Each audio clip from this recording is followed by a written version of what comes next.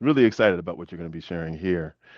So, I'm curious, as I've asked everybody else's, like what's going on in their bodies. What's happening with yours right now? How's your body feeling, and what's going on with everything happening inside of you right now? Yeah. So a mixture of emotions, and I have done a lot of IFS, internal family systems work with myself as well as clients. But I think any effective practitioner has done a lot of inner work of their own. And so I know that there are always multiple parts. So right now I have anxiety in my stomach, fear of disappointing you all because the Mm, technology, and fear that, I came late and that the anxiety around that. I'm also feeling happy to be here in my heart. I feel expansive and just happy to be connecting with you all. I've had a really good connected day with family and my nephew, and that really pure energy of being around children is really rejuvenating for me. So that's yeah. where I am right now. All right. Thank you. I really appreciate the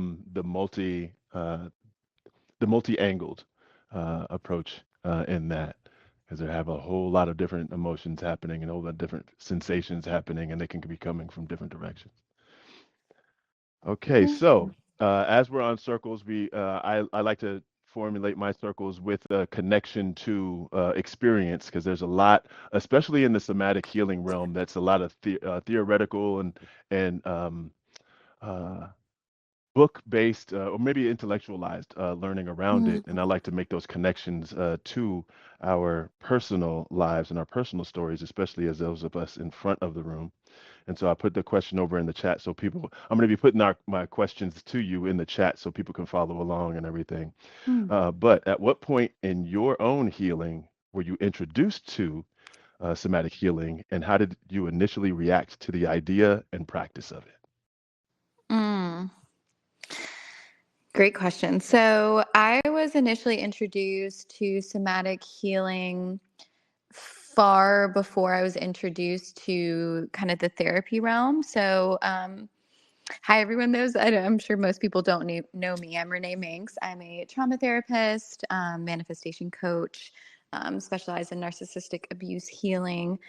And I went partially the traditional route of getting, an undergrad and master's degree and practicing. And so I'm licensed with the state. So I kind of have that angle. But as far as somatic healing, I think that all trauma survivors have this natural healing part inside of us that is trying to mend and repair. There's a lot to repair when we've gone through attachment trauma, but so some of the ways that the somatic healing showed up for me before I had language for it or knew what to call it, I would often hum. So humming is a really common nervous system regulation tool, and it's really effective.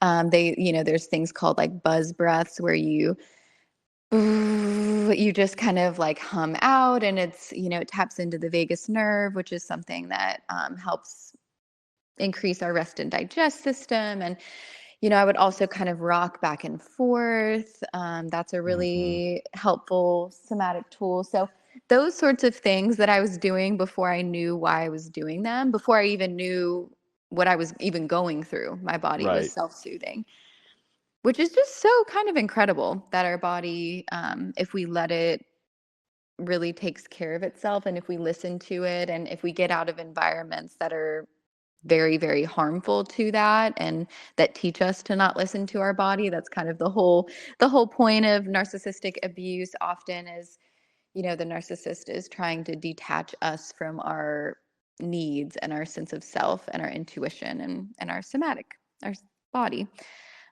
So Yeah. somatic healing, as far as the therapy part of it, I got into Reiki, which is energy healing. So I've always been into more holistic healing, mind and body.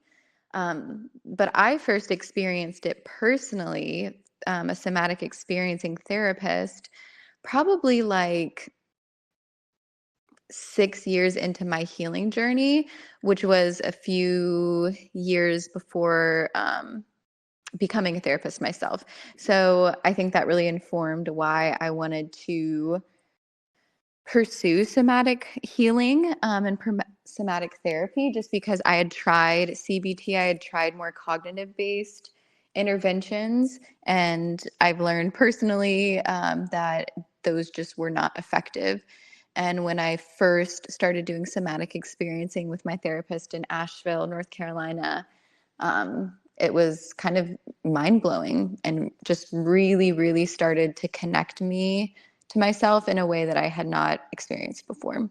When you say mind blowing, I'm curious what were the things that were blowing your mind about it? Mm. So one of my favorite examples, and I'll just gonna kind of go for it. Like I don't have a lot of shame in what I work through, just because it's what I've been through. But so there's a really I consider it fun, but my version of fun may be different than other people's. But I did an anger release exercise, and it was mind blowing to me because anger was a very strong emotion, and the narcissist for me was my parent. And so I realized that I had really distanced myself from my natural anger, Hmm.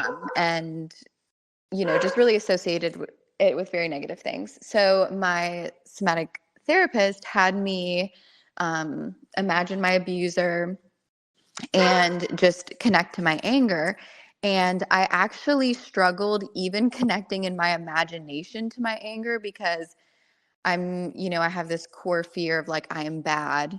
That was instilled in me. And so I'm Mm. like, I don't even want to be angry in my own head. Like, I don't even, will someone know? And I just had all of these kind of reservations. But finally, I got into it, and she's like, okay, like, this fight response is stuck in your nervous system from what happened with your abuser, because you froze, but there were parts of you that wanted to fight. And so she's like, you need to work through that in a somatic way. So we kind of imagined, and I won't go into too much detail as to not Uh-huh. trigger everyone, but a little bit of triggering is good, for trauma healing, but not too much. So I just imagined a scenario where I just released my wrath on my abuser, and I just like burned basically him and every abuser in the world to the ground. And it felt so good because, I felt it in my body. Like I literally felt like I was there. I felt like I was doing it. I felt like I was fighting back. And it just kind of unlocked this part of me that I needed. Like I needed to be reconnected to my anger. So that was actually one of my first experiences with somatic experiencing. And yeah, it really blew my mind. Yeah, I really appreciate that, especially as your first introduction with an emotion that's so very necessary for us. That your experiencer practitioner wanted to bring forward is like, okay, we're going to need this for our boundaries. We're going to need this for confronting. We're going to need this as a necessary part of who you are going forward. And so that's really cool that that was your first experience with that. Yeah, absolutely. So over again, I'm putting over in the chat the next question that I have for you. Can you explain what somatic healing means and how it's different from traditional talk therapy, especially in the context of emotional trauma like narcissistic abuse? Mm. So somatic healing is different, and I'm going to be honest about my opinions about, I'm not the biggest fan of like CBT alone for trauma healing, Hmm. just because the body keeps the score in the sense that our body remembers what we've gone through. Um, for example, like when I first started talking about a certain trauma and abuse that I had gone through when I was younger, I actually, like, a part of my body locked up, And it was like, I didn't even actually fully even know in that moment what had happened in the past, but my body spoke to me before I even knew mentally. Hmm. So I think that traditional talk therapy can be wonderful for certain reasons, to connect, to feel heard, to have compassion, and all of those things are very, very important. But when it comes to someone who's actually healing from emotional trauma like narcissistic abuse, it goes deeper. Abuse actually changes our brain and our body. And I don't say that to say that's a forever thing, because neuroplasticity means that our brain and body can always change. Like, there's always possibilities that we can grow and change and heal. Right. But going through abuse, it's not just like you had a bad day. It reorients every part of us and our relationship to ourselves. So knowing that the effects of abuse are mind and body, that means to me naturally that the solution has to be include mind and body. Yeah, definitely. Do you have, can you explain to us like how that trauma gets stored into our body? Yeah, good question. I don't know that I'm able to speak on that scientifically Hmm. as much as I'm able to speak on it more kind of emotionally and spiritually. But for example, the scientific piece that I can connect with it is the memories that, and you all can think about your own experience when I'm saying this, like the memories that you all remember from the past, from a neurological standpoint, the ones that we remember is because we have a high emotional state attached to that memory. So a lot of people with trauma don't remember a lot. Like they say, I have a bad memory, or because their brain disassociated or blocked out a lot of things. But the things that they do remember are because maybe it was like the love bombing stage and it was intense passion and love at that time. Maybe it was a moment, in childhood where they felt particularly unseen, or they learned a really hard emotional lesson about life or their parent. They will remember those memories because the more emotionally we're feeling, the more deeply coded a memory is. Hmm. So that's the only thing I could kind of pull up from science that makes me think that. I don't know that science is even 100% on how trauma actually like gets into our bones and our body. And there's more research coming out. Someone named Gabor Mate, who's one of my heroes, was a former Yeah. MD, and he's so wonderful. But he talks a lot about that, about how um, certain emotions have been linked to certain ailments in the body, and how people who are able to heal and work on those emotions sometimes are able to get better physically. So we know there's a connection. Like, we know for a fact this happens. Hmm. Um, yeah, it's just the how is somewhat of a body Right. miracle or not. Uh-huh. We're still on the edge of sorting through all of those things. I think about the ways that the medical field has been kind of split up into different disciplines and different parts of the body, and we're just now getting to the place of doing more collaboration on how all of these systems work together to Mm. have those things happen for us. Yes, yes, I'm very grateful for that research. It's very slow, like a little snail. I'm glad that it's coming along. I know that certain research is being defunded right now. And I know that not a lot of research, and this is just true, not a lot of research have been done, particularly about women, Hmm. particularly about abuse, things like that, particularly about like BIPOC, LGBTQ, like all of those, um, folks have not been researched as much as, white men, and that kind of limits our ability to find out like what's going on in the body, Right. what's happening around trauma. Yeah, and I really appreciate you naming that. So many marginalized folks not being even considered in studies as such. Yeah. Yeah, it's Okay. Hmm. Go ahead. oh no, you can go ahead. All right. So when we're talking about the abuse and the trauma, the emotions that are encoded, and how that sticks into our body. What are some common body sensations or symptoms you see in clients recovering from narcissistic abuse, and what might those signals be trying to communicate? Mm. So I see a lot. Oh, this is such a great question. I could answer this for hours, but I'll just give you some examples.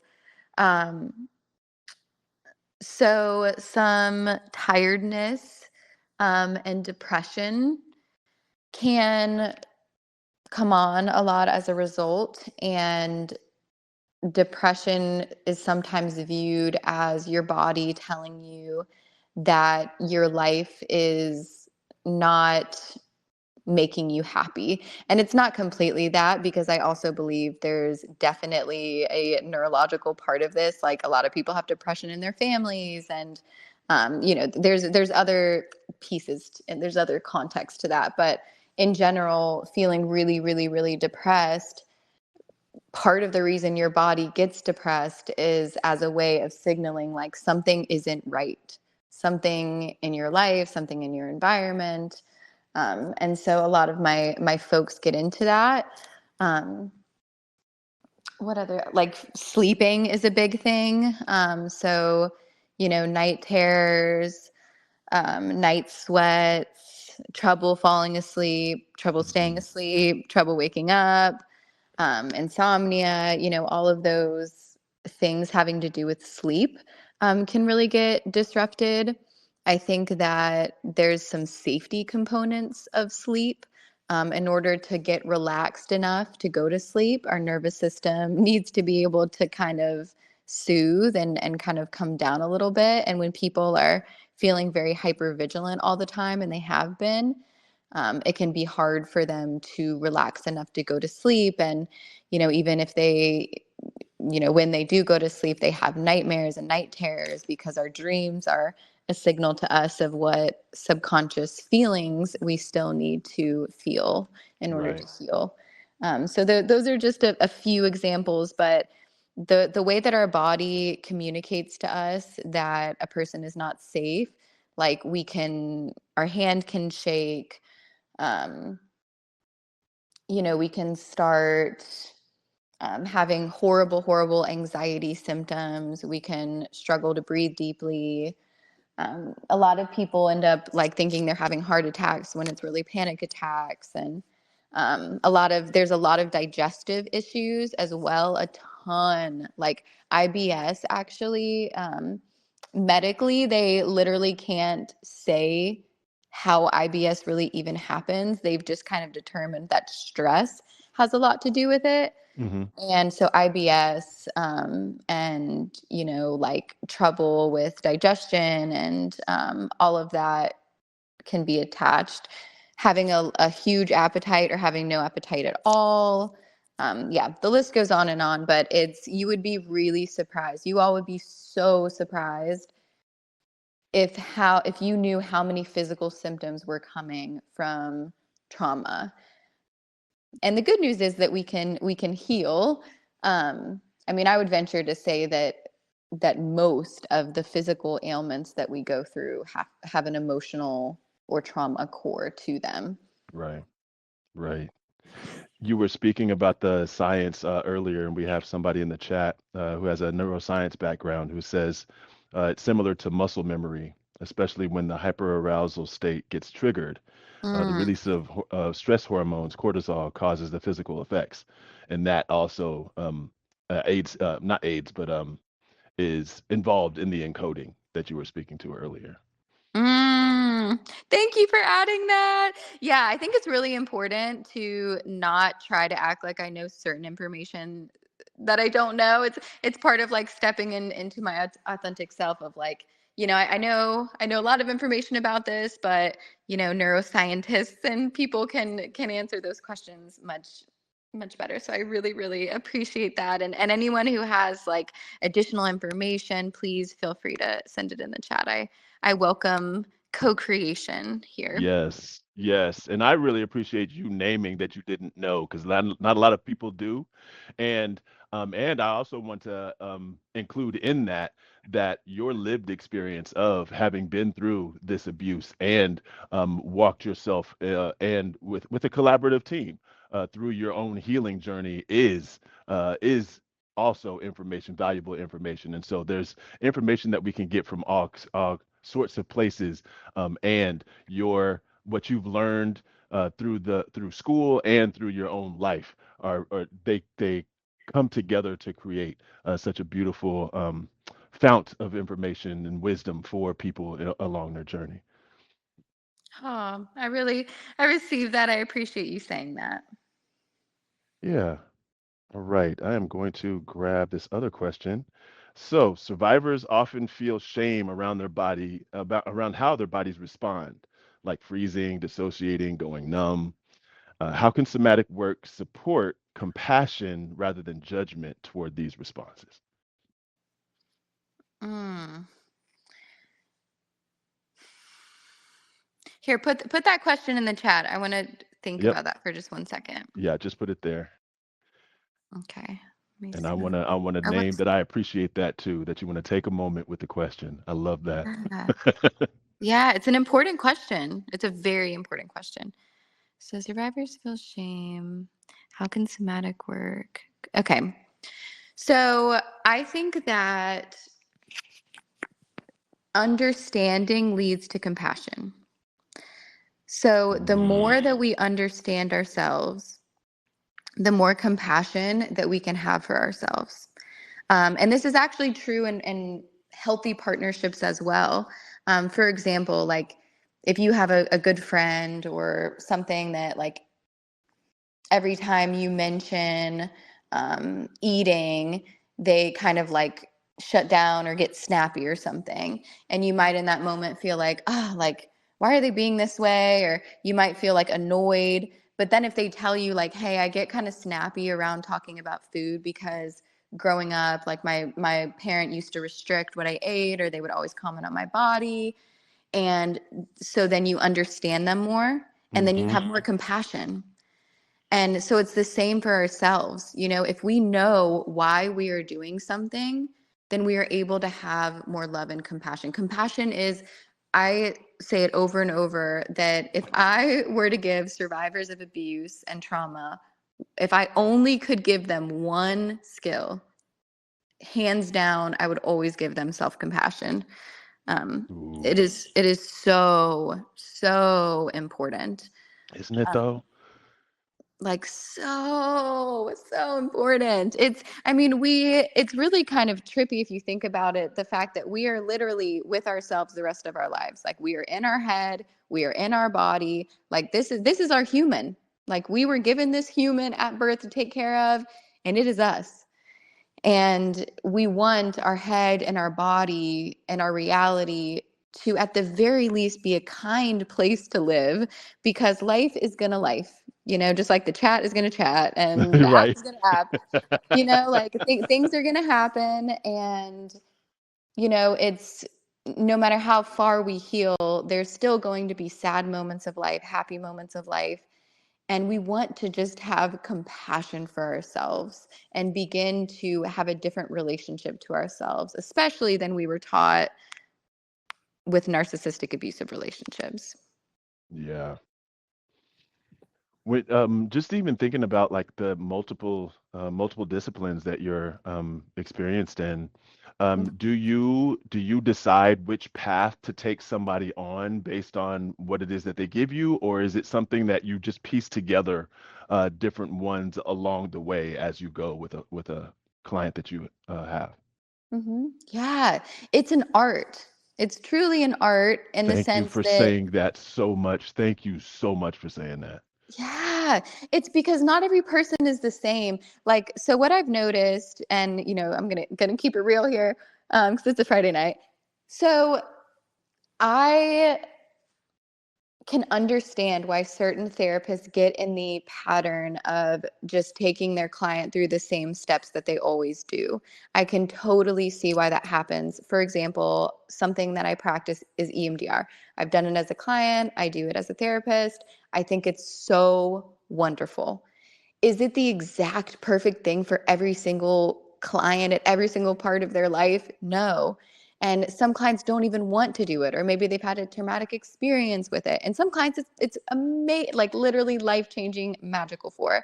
So I'm saying this because doing EMDR with clients, I can see how internally as a therapist, it can feel very comfortable to do the to like kind of force clients to do the same sort of things that have a predictable outcome. Like, okay, they're going to come to Mm-hmm. session, then I'm going to do this, and then I'm going to take them down this path. And it's kind of like a way to avoid uncertainty almost in some ways, which is tempting in life. I think we can all relate to Yeah. that.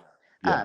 So that's why I say it's an art. Each of you, each of us are very different. And my main purpose in therapy is to get folks completely trusting themselves again to the point where they don't need therapy, where they know what they need in the moment. And so what that means is like, I have folks come to me because I'm a holistic mind body, somatic trauma therapist, and they know what I offer. And a lot of them come and they say, oh, I want this in particular. Um, and some have never had any experience with therapy, and I can be more directive in that case. But I said the word, kind of the co-creation earlier, and that's very much what it is. Mm-hmm. If someone doesn't have any knowledge at all and just feels really lost and really needs some help of like where to start, I can absolutely, after I've heard that person's history, say like, okay, I think this would be a good place to start, and then ask questions, and it continues to be a co-creation. Sometimes the person is further along on their journey as far as knowing themselves, and they are more directive in the sense of like, okay, like I want to do this or I want to talk about that. So people go all the way on the scale of like not knowing at all what they need and what they want, and they're just kind of trusting you, which is an honor and something that I don't take lightly. And then people on the other end of the scale who have been, are just kind of doing it for maintenance, and they know what they need. And, so it's kind of like all along that scale, and it's very different. And I think that it should be client led. Right. Yeah, most definitely. Just the same way that like our when you're talking about that uncertainty, and when you said at the very beginning, when we get out of our way of our bodies get to have its genius come forward, and when we follow the uncertainty of what our bodies are letting us know and tending to what we need to in our bodies and allowing it to communicate in its own language and us having to translate and everything, that's where the art also comes in, the creativity comes in. Is, oh, I've been oriented so much to the intellectualized version of walking the path. Now I have to shift my own attention and my own way to following my body. Yes. Yes, absolutely. And the body knows, like trying to develop the belief that your body knows, like your body has an intelligence, your body is wise, your body wants to heal you. I think those beliefs are something that sometimes take time, to Hmm. believe. Sometimes we feel like our body has betrayed us. Sometimes we don't want, a lot of times we don't want these symptoms, and we didn't want the abuse. Like it's different than some other fields where it's like abuse is an attachment wound we didn't ask for, and therefore the somatic symptoms that we get from it we didn't ask for. And it's kind of a tough thing that's hard to understand unless you've been through that deep deep deep hurt. Is it's like it wasn't our fault, but it's our responsibility. And Hmm. sometimes it's hard to accept. Like I know for me it's been hard. Like I remember when I was younger, I'm like, this is like BS, like I don't want to have to, okay, like I was already hurt and now I have to go through all of this other stuff to Right. heal. Like I was already hurt. Like shouldn't this be on you type of thing? And ultimately, like I have to take ownership over my own life and my own healing. But that transition is hard sometimes. Yeah, it so very much is, and I loved how you said that. We have to deal with the consequences, and even if they wanted to, they really couldn't go in, and a lot of folks really couldn't go in and support us in allowing our trauma to unravel and to tend to those things. We have to actually also be involved in it because we're gonna have to feel it anyway. Mm. Yeah. So thinking about like what you were talking about in terms of the art piece, all of your disciplines and checking in with a person, putting over in the chat. What does a trauma-informed somatic session look like? And can you walk us through a gentle example of what a survivor might experience? Yeah. So, okay, example. Someone comes into session and they are, I'm trying not to, I'm really big on HIPAA, like the protection of my Oh clients. So yeah. I'm trying not to even bring up an example that's obviously, like, I actually could bring up an example you all probably wouldn't know, but I'm just going to try to make one up. Hmm. Um, And if you have one of your own, you can also that you would be comfortable sharing with, you can do that as well. yeah. Okay. So let's say someone comes into session. And I want to kind of relate it to healing from narcissistic abuse. So someone comes in and let's say they're currently divorcing a narcissist that they were married to. And the narcissist is right now, let's say, love bombing to try to get them back. Um, and the client might come in and they might feel a lot of guilt. So that's kind of a common pattern of like a narcissist really embeds the feeling of guilt. Like, oh, I'm doing the wrong thing, leaving, I'm hurting them, I'm abandoning them, even though, Hmm. staying would be self-abandonment, but they've just trained us to think that way. So like they'll come in and maybe they'll be, talking about this and how it makes them feel and they're, thinking. And so a lot of times when we're used to disassociating and not being in our body, we talk really fast. When we're in our Hmm. body, we talk slower. So that's a way for you to know. That's a way I know if my clients are in their body or not. That's a way you all can know. So, like, for example, if I slow down and breathe, I start to talk slower. I start to really kind of it's not as quick as thoughts. Like you're listening instead of just talking when you're in your body. Hmm. Um, so someone comes in with that, and this is what I often do, probably every session with every client, is I'll pause them at some point and I'll say, okay, I hear you, you're saying that, your ex is love bombing you and it's making you tell yourself this story that you're abandoning them in their hardest time, and that makes you a bad person, and that's what you're thinking. So then I'm like, okay, I want to slow down for a minute and, settling down with that thought. And I want you to just drop in your body and just notice what's here. Just get curious. Any emotion is welcome. Any part of you is welcome. Breathe and just notice. And I will always give them a time. I'll say like, okay, I want you to slow down. I encourage you to slow down for just 60 seconds. And then I'll check Hmm. back in. The reason I do this is because vast majority of my folks, if I tell them to slow down with something in their body, meaning they actually need to feel it instead of just talking about what they're feeling, Hmm.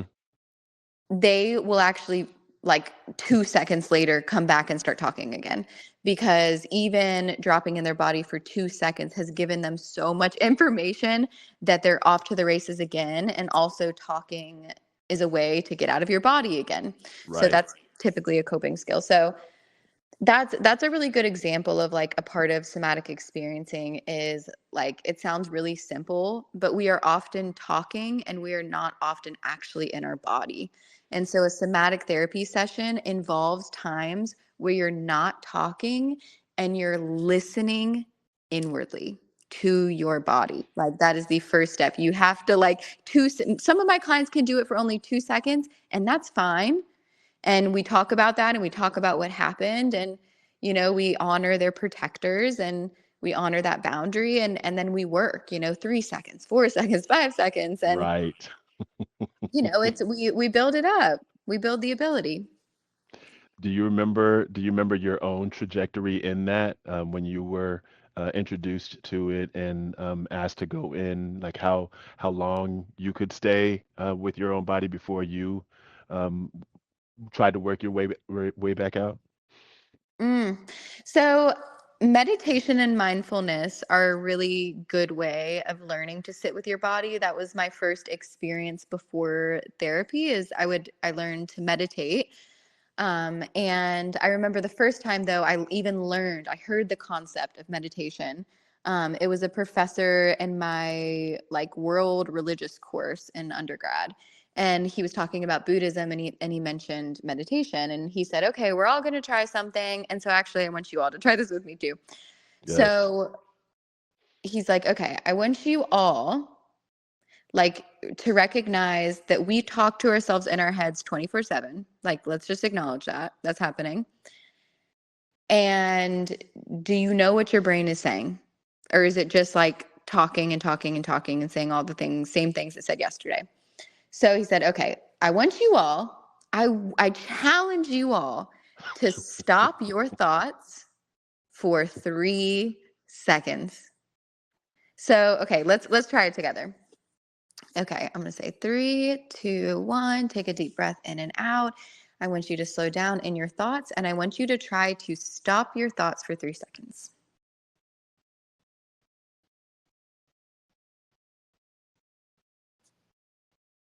All right. Comment below if you were able to do that. I was able to do that now after 11 years of practicing meditation. Um, when I first learned, I was not able to stop my thoughts for 1 second. And that was a shift for me. Like, I was like, oh my gosh, my brain is talking all the time. And I literally cannot stop it. I have no control over it.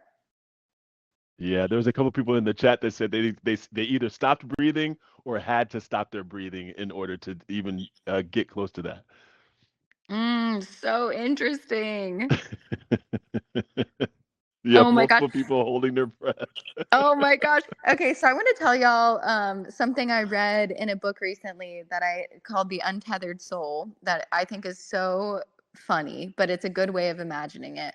It's like, okay, your brain is thinking all the time. Like, think about the things that it says to you.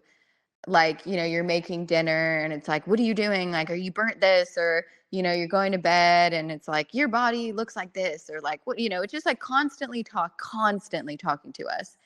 And this book is like, I want you all to imagine that you had a roommate that talked and behaved to you the way that your thoughts talk to you all day long. Listen, They're like, listen. you would kick that roommate out and be like, you're driving me insane. Like, you're driving me insane. I can't stand you. You're the worst. You'd be like, you insult me all the time. You never stop talking. You never listen to Hmm. me. You never give me a break. You never You give me tell a me I look. can't do it. Yeah, you discourage me.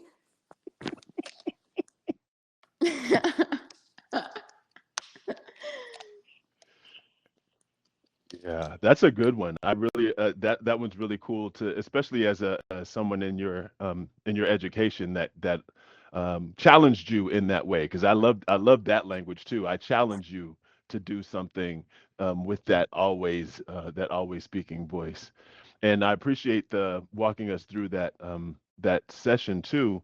That leads to this last little question that I also have. How can survivors, and I'll put this over in the chat also, how can survivors begin practicing body awareness in their daily lives, even without a practitioner or a therapist present? Mm-hmm. Michael, I'm gonna send the name of that book. It's The Untethered Soul by Michael Singer. I'm gonna send that. Okay. How Oh, can I put the untethered survivors? breath. Oh, I even spelled that. I even said that wrong. No, it's Untethered totally soul. okay. Okay. It's totally okay. How can survivors begin practicing body awareness even without a practitioner? So, to be honest, you can absolutely do this without a practitioner or therapist present.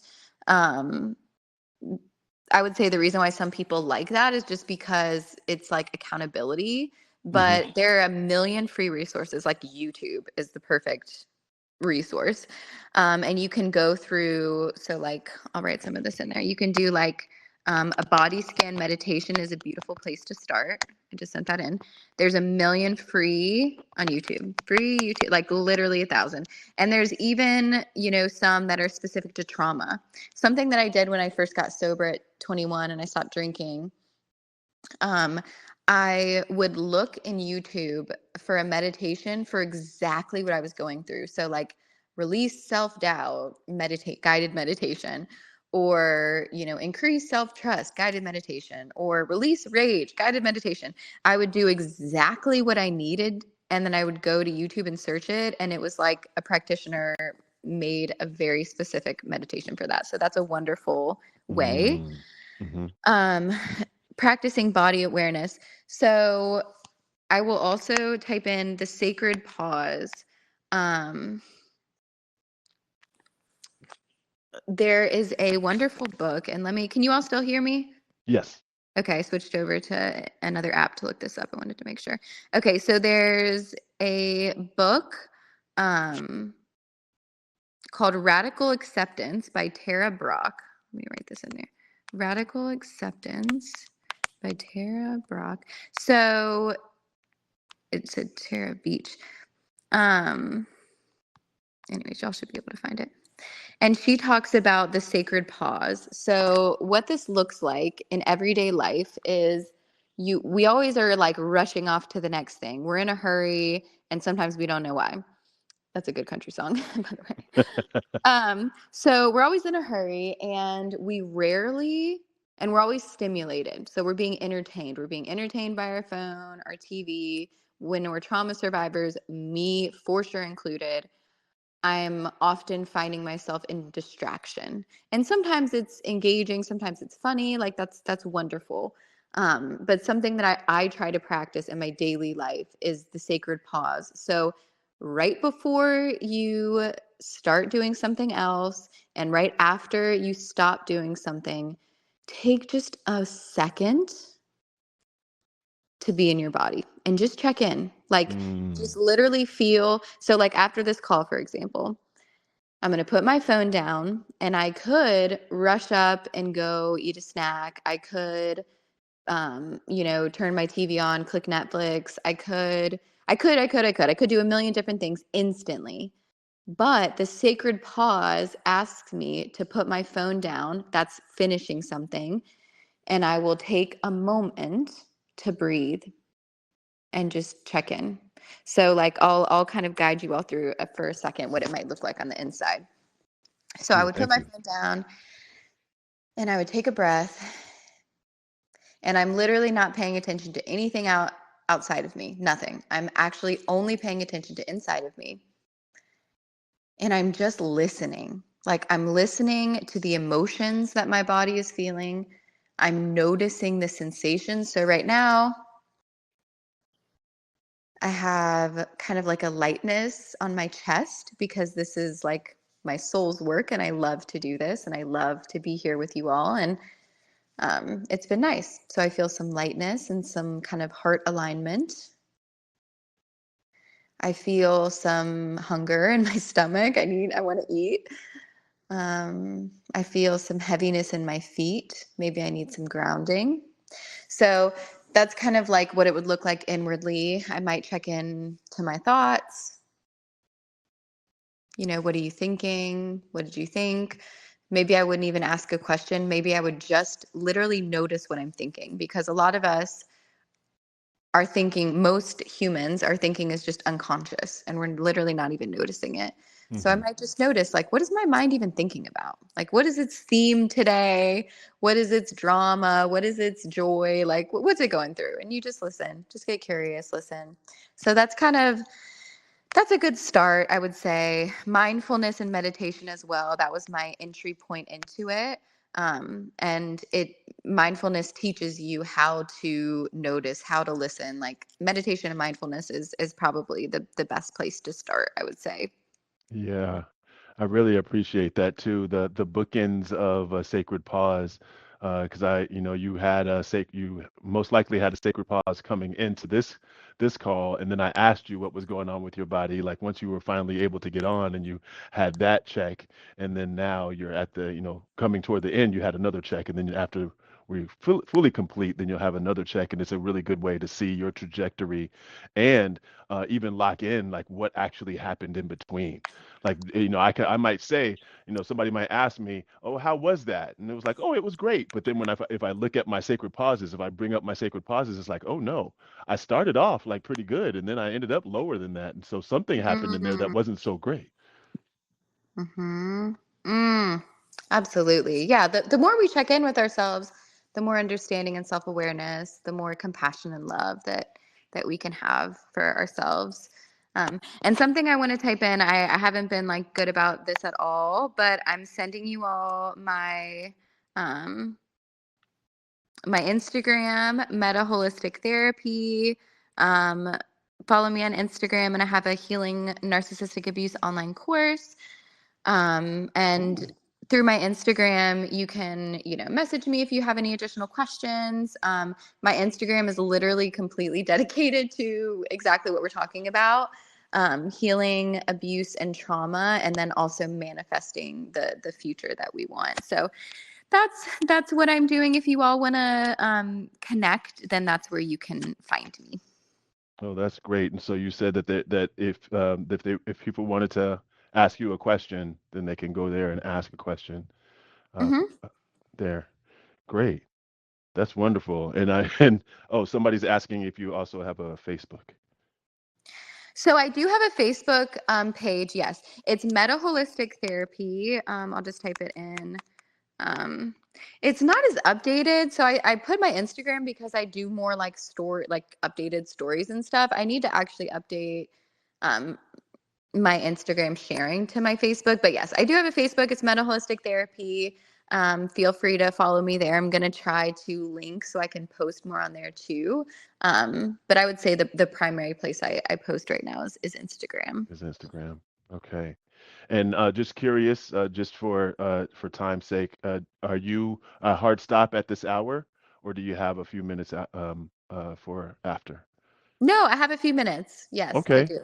cool. I wanted to see about some questions. I'm going to put a prompt over in the chat for folks who would like to ask a question. Instead of having our voices ask that question, I just want to kind of have a little bit of guidance around it. And so, for those of y'all that are on this in this circle, what question do you have for Renee about your own, and pick one, your own current relationship with your body uh, in your healing journey, like right now, your own body's reactions in certain situations or relationships, or your own ways to support your body during dysregulating moments. So this is really about like your particular situation more so than even a grander theoretical thing or a pointed informational thing that you might be able to reach out to her in Facebook or Instagram to ask. And so we have Angela and Chris. Angela, did you have a question? Or that hand has been up for a bit. Let me go ahead and check Yeah, in with. no, Okay, I you do. did. Sorry. Okay. I was trying to figure out the mic. Yeah, I do have a question. I have like two of them actually. Can we just ask one, please? Yeah. Yeah, So thanks. the main one I really want to know, I guess, is I've experienced a lot of trauma. I go to talk therapy. I don't feel it's really doing anything. How do I know if I need EMDR or somatic therapy or Mm-hmm. art therapy, play therapy, like in order to release that trauma? Mm-hmm. Yeah. So, what type of therapy are you doing now? Is it traditional talk therapy? Yeah, it's talk therapy. So, I would go ahead and say that you need a somatic form of healing. If you have a lot of trauma, Oh yeah. traditional talk therapy is not going to be very effective for you. Like, Oh, it might help you change your thoughts like an ounce, like a tiny bit. And I'm not saying that to be like, I'm actually a very optimistic, positive person, but I just want to be real that if you have a lot of trauma, traditional therapy is just not going to be it. It's going to be more of the connection. But if you want to start healing your trauma, I would absolutely recommend that either somatic experiencing, internal family systems, What EMDR, you said? mindfulness. Internal family systems? Yes, IFS, internal family systems. That's a What good is one that? too. So, internal family systems is basically you learn about all the different parts of you. So, like, for example, it's like, okay, I'm in my 11-year-old part right now that wants to sass and like run away, or I'm in my 8-year-old part that just wants approval, or I'm in my, rebellious 18-year-old part that just wants to party, or whatever it is. We all regress into certain parts of ourselves. And IFS is a really lovely, compassionate way of getting to know all of your parts, and it's very mind and body, like it's very, very mind and body, so it brings them together. I really love that modality. Okay. Is Thank there you, like Angela. is there a specific therapist that I would see for that? um I'm honestly not sure. I know my recommendation for everyone always is Psychology Today. You type in what you need. Whether it's, you can literally type in IFS or EMDR. You type whatever insurance you have. You type the, pay scale. You can just type everything that you need, and you get all of the therapists in your area. That would be my suggestion to all of you. If you don't already have a therapist that you have a good relationship with, is Psychology Today is probably the best resource, I would say. Okay, thank you so much. Thank you. Good question. Yeah, Thanks. thank you, Angela. All right, Chris. We have Chris, Grace, and Lynn. We'll have those be our final questions for today. Go ahead, Chris. Hey, Mike. Hi, Renee. Hello. Hi. First off, thank you both for holding this wonderful room. It's very effective and informative. I wanted to double back on the neuroscience part and tie it in real quick to my little experiment I did with meditation. And I'll try to be as brief as I can, but hit the main points. So I have also a very strong martial arts background. And I remember when I started out with classical martial arts, it was it was impossible. It was impossible for me to do meditation. So in my early 20s, I pre-programmed myself that it wasn't my thing. But I was also, many years ago, and I was not educated in neuroscience and how the connection to the mind body and the cortisol and muscle memory, like a bodybuilder, for instance, that gets injured and comes back to the gym and boom, they're, in 6 months versus 6 years back where they were. Same concept. So I took, in this beginning of my healing journey, I took another shot at meditation with the new knowledge I had acquired in neuroscience. And I specifically targeted Tara Brach. That's why I'm so grateful that you brought her up. I read the book after I started doing her guided meditations, but I found an incredible change in how I could glean substance from the meditation and make it prolonged to last throughout my day. In in essence, becoming like an Ativan or some kind of pill that you get so many hours out of it. And I really, really believe in my experience anyway that, and keep in mind I was anti meditation from the story I just told you. So that in concert with what I just said, I had a double negative going, but yet I stuck with it. I learned that I should envision something to focus on. And in my case, I have this Tommy Hilfiger yellow sweatshirt. So I've turned it around so I didn't see the logo and I stared at that only. I felt like a crazy person, I'll admit it. But honestly, after months of doing that, I can call that up almost instantly. That's why I put in the chat, I use that yellow bright image or any image, I think they call it a mandala in Buddhism. And that made me, after, I don't want to say mastering, but able to incorporate the Tara Brach's voice with her teachings, Mm, with the imagery and the patience to stick to the meditation, where now I'm say this kind of half funny. My experiment is over, and I have now adopted that into me as a daily practice. I'd say at least 3 times a day, and the results I've seen in the last, I'd say, 3 months, being put under duressful situations, I can, I am more impressed with that than I Mm. am with the anti-anxiety pills that I rarely take now. So hopefully that the group can get something out of that. And at best, thank you very much for hearing me and letting me be heard and share this Mm. story. Oh, I love that. Thank you for hearing me and letting me be heard. Thank you for sharing that inspiration. I think that sharing, like trauma to triumph stories are so important. mhm. And yeah, that is one of the most self-loving things you can do is really try to practice coping skills in meditation and mindfulness. And yeah, thank you for that inspiring story. Yeah, thank you, Chris. All right, Grace and then Lynn. Go ahead, Grace. Hi, thank you so much for this space, and time. I'm driving, so if I'm cutting in and out, just let me know. I had a question. I'm constantly having like this abdominal pain, like this upper abdominal pain, especially like even now, like just talking about the emotions. Um, I've been actually working Mike, and like I remember bringing this up like 8 months ago to him, and it's just still happening. Is there anything I could do about this, Renee?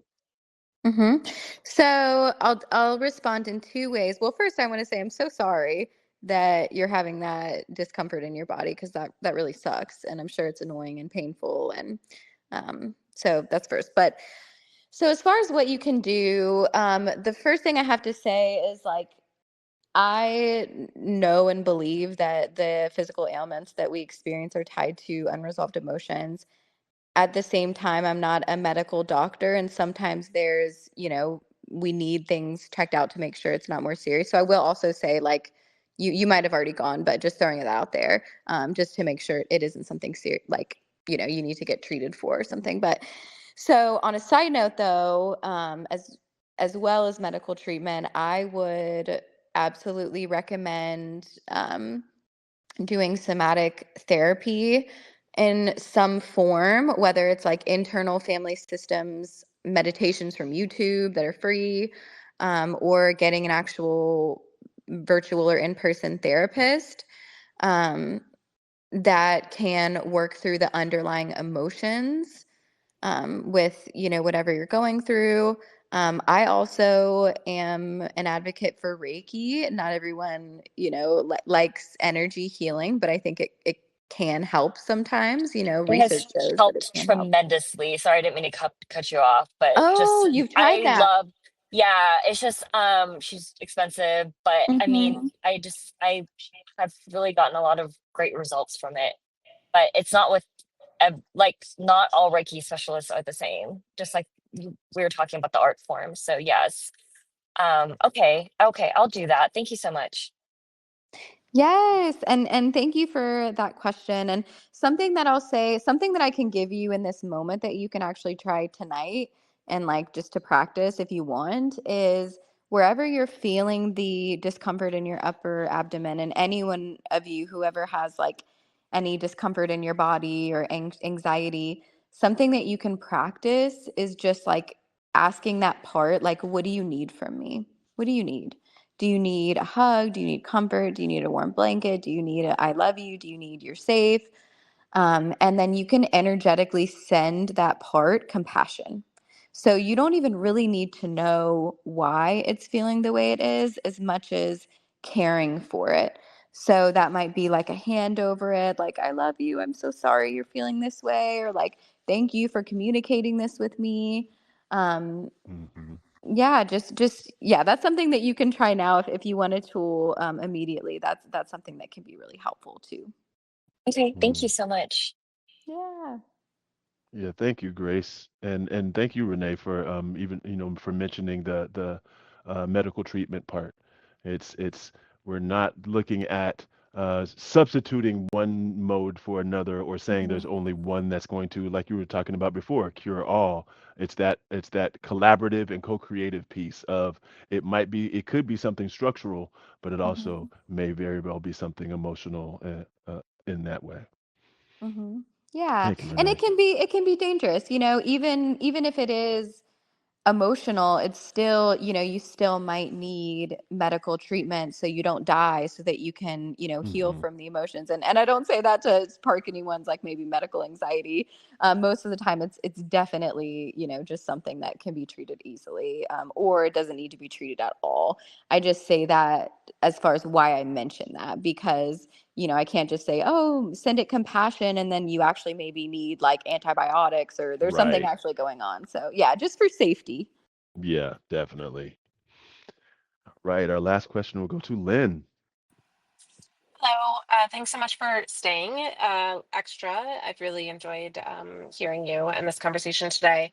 My question is, I think it was someone earlier in this, it might have been you, Renee, or maybe I'm confusing a earlier conversation, but I remember hearing somebody say today that they didn't grow up learning that like having anger was safe, so I don't have a good relationship with anger. Like I don't get angry easily, but then it comes on pretty fast. And lately, like my life is just really busy. Work is stressful. My schedule at home is like super packed. And I find that my irritability and anger is like right at the surface. And then it makes me snap and lose patience, with people who don't deserve it. And Hmm. I'm wondering if you have any suggestions of how to, I don't know, release some of that, or Hmm. just kind of put a lid on it. That's not right either. I don't know. I need to deal with it. Thanks. Yes. So, great question. And it was definitely me who has had a suppressed anger. And I actually do have something that you can practice, and that anyone can practice. And it's kind of like a little bit of what I mentioned. I first went through with it, and I work with clients through it. So, in addiction treatment, we used to we used to say, throw them in the wood chipper. And what we mean by that is in your mind, like release the anger, like release it. So what that means is, like, let's say like work is stressful. Let's say there's like a coworker that's just like unreasonable and projects and is rude or whatever the case is. You can literally imagine going up to them and like kicking them in the shin. You can imagine them getting fired and being sent to Mars. Like, and I'm saying all of this because so how it works is you drop into your body, and like, whatever's making you angry, like really listen, like what's pissing me off. And it's like, okay, Mike in accounting is pissing me off. And so it's like, okay, slow down. And this is what I would walk a client through, but you can walk yourself through. I would say, okay, imagine that you're, with Mike in accounting, there are literally no boundaries. You can do whatever you want. You're not hurting anyone. You are literally just in your brain. And I say that because I had to remind myself that a million times. Like, Mike in accounting is not getting, he's just made up, by the way, but he is not getting hurt by you imagining kicking him in the shin. Like, just know that it's fine. You can think whatever you want. It's your mind. You can be free. So I'm like, I've had folks who, with their narcissist, like, they imagine chopping their body in half and throwing him in the river and like and it's like, I'm not worried that any of my clients are going to do any of that. My clients are the most empathetic, beautiful souls ever, as are most abuse survivors. So they're afraid of like causing any harm. But my encouragement to you is, in your mind, let yourself, set fire to your work. Like, let yourself cuss somebody out in your head. And that actually creates a kinder version of ourselves in the world versus a more harmful. So, yeah, my encouragement to all of you is like, kick him in the shin. I've had clients come up with the most creative things. Like, one client, imagine filling like a water gun with cat pee. And like every time this person would speak, they would imagine just like squirting it in their mouth. And it would release the anger, and it would actually make them laugh, which is a total change in mood. It's a total shift and the chemicals were being sent to our body. So it might sound a little wild, and it is, but I'm telling you, it's really effective.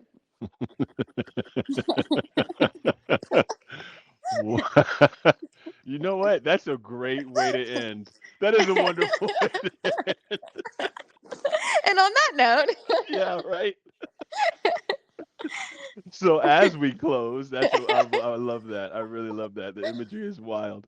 Uh, is there anything that you would like to just leave the folks that are here today, and anybody that would be listening to this with as we close? I just want to tell you all